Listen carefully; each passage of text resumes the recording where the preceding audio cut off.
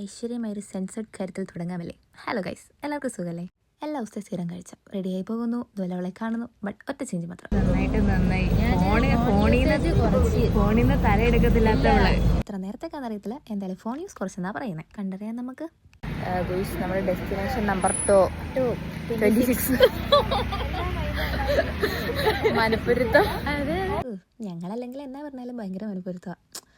പിന്നെ സ്ഥിരം കഴിച്ച കോളേജിലോട്ട് കയറുമ്പോൾ എല്ലാം ചെറിയ ചെറിയ പരാതി പറിച്ചിട്ടാണ് കേൾക്കുന്നത്. പിന്നെ ഇതാണ് എൻ്റെ കോളേജ്, അമൽ ജ്യോതി. എന്നാ വാതിൽ തുറന്നു കിടന്നാലും ഈ ജനൽ ചാടി അകത്തോട്ട് കയറിയില്ലെങ്കിൽ ഒരു തൃപ്തി കിട്ടത്തില്ല. പിന്നെ ഇവൻ്റെ ഈ കളി കണ്ടില്ലെങ്കിൽ അങ്ങനെയൊക്കെ ഇരിക്കുമ്പോഴാണ് അവളെ കാണിക്കുന്നത് മോഹൻലാലിനെയാണ് കേട്ടോ. എന്തോ ഈ വീഡിയോ കണ്ട് സന്തോഷിക്കുന്നു, ഒരുത്തനോട് ഇരുന്ന് പഠിക്കുന്നു. അങ്ങനെ ഇരിക്കുമ്പോഴാണ് അവന് ഇന്നലത്തെ തോക്ക് വിഷയം എടുത്തിരുന്നത്.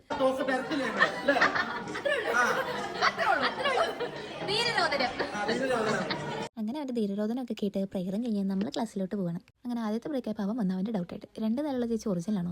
അപ്പോൾ നമ്മുടെ ഫ്രണ്ടിരിക്കുന്ന അവനോട് ചോദിക്കണമല്ലോ. അവനെ വിളിച്ചപ്പോൾ അവനായിട്ട് എൻ്റെ വീഡിയോ കണ്ടോണ്ടിരിക്കുന്നു. പിന്നെ ഞാൻ കണ്ടോട്ടെ എന്ന് ഓർത്തു.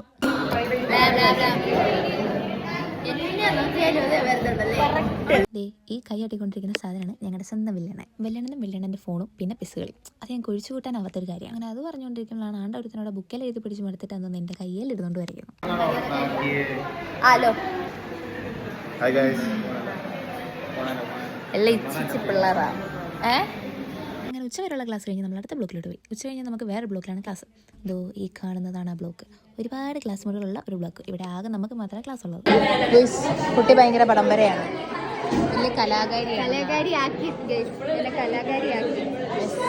അവിടെ പടം വരെ നടക്കുമ്പോൾ ഇവിടെ ഒരുത്തം വന്ന് തംസപ്പ് കാണിക്കുന്നു. ഏതാ രസം.